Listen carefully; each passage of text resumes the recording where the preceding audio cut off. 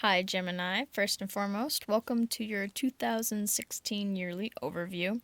This is a general reading, and these energies will manifest differently for everyone. It'll be stronger for some, weaker for others. If you would like a private reading, I do those. They are longer than these previews. I try to keep these previews short because it takes forever to upload videos to YouTube. A 5-minute video could easily last 30 to 45 minutes. So I do offer private readings that they are longer, and they start at only $15. And of course, thank you as always for watching my videos, and let's get to your reading. I have pre-shuffled the cards mostly. I try to keep that off camera so it doesn't eat up too much time. No one likes watching someone shuffle cards forever, ever.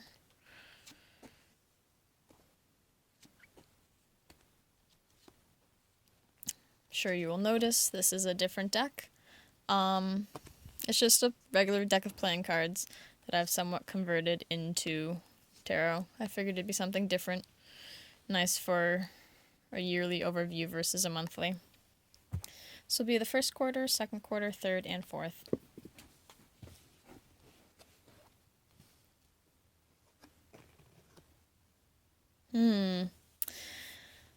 Okay, well, first, for the first quarter, January, February, March, I would say be wary. Nothing bad is happening, but keep your eyes open. You have the Six of Cups, and that's all about something from the past returning. It can also be nostalgia and like living in the past, but I definitely say it's something returning to you as opposed to just thinking about the past, because you have the moon here, and the moon is definitely something's being hidden from you. Kind of trust your intuition. So if this is, let's say, an ex that's coming back, you might want to be a little wary. I mean, it doesn't mean you have to like give them the total cold shoulder, but just be aware that maybe all the cards aren't laid out on the table for you. For the second quarter, April, May, and June,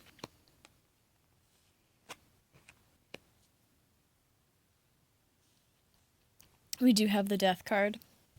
And this is generally a very good card. It just basically means change. Excuse me. Like, I always give the example. It's a figurative death, so if you're unemployed, it could be the end to unemployment. And so it's a very good thing. It could be the end of being single, but something is changing. It could be the end of this, you could just cut ties. But it's not abrupt. It's not sudden, just like that. I mean, it's generally something you can see the end coming to. So maybe, this person that comes back into your life or a situation, there's some stuff that's hidden and you kind of find out about it because you do trust your intuition. You say, this didn't work before, so it's not going to work now. We still fight. You still have the same problems that you're trying to hide from me. Or, again, this is just an example, but so maybe you decide to end it. It comes to a full natural end on its own, finally, and for good. I believe we are going to be having Mercury retrograde in January sometime, so that definitely could be an X coming back, and then finally it's being closed out for good. Whatever it is, you're done with it, you're over it. You've seen this coming for a while, and we have the Eight of Wands, and the Eight of Wands is definitely swift movement, swift action, and messages, generally very positive, good messages. It could also mean travel. So after whatever this is that's ending, things are going to be definitely picking up speed, and that's good. Get rid of whatever this baggage is and start moving on, and maybe it was holding you back. So it's kind of good to close that door and start anew. For the third quarter, for July, August, and September, we do have the Five of Cups, and the Five of Cups can definitely be a card of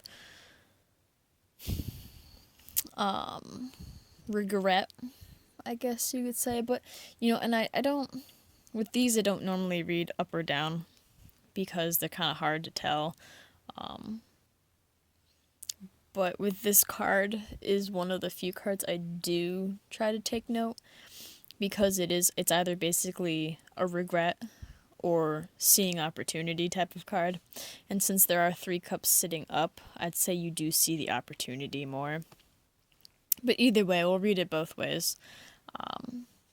After, you leave, whatever it is you end or comes to an end, changes in your life, there's swift movement, messages, and action coming.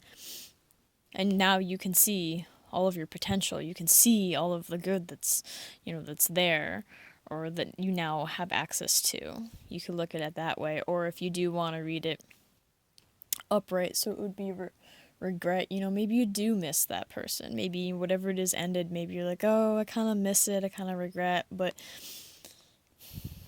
the Hierophant is all about like tradition and going about things the way that things have always gone about, in groups of people and like institutions almost. And I like to think of it just basically as tradition. So maybe you're missing what used to be the same old, same old.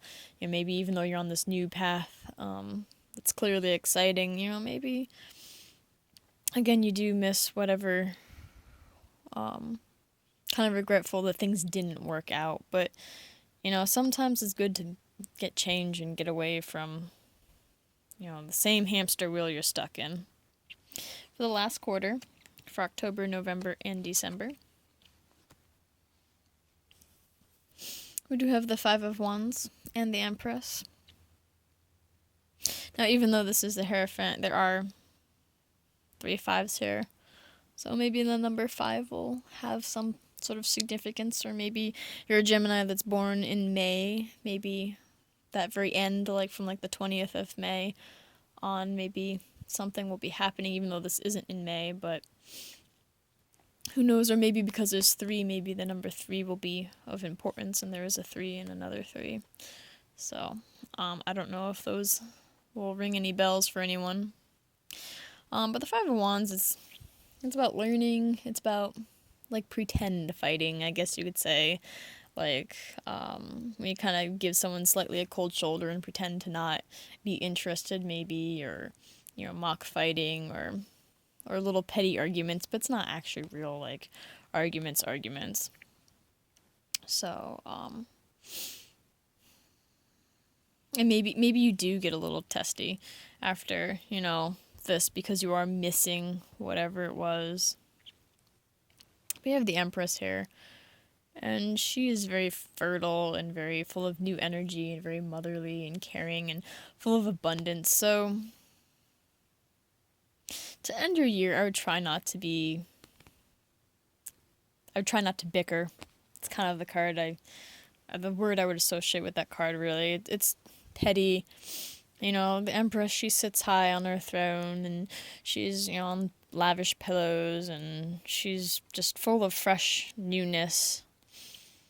I would try to be more like her towards the end. I would take that and, get rid of this old energy that you're trying. Something comes back from the past, and it ends.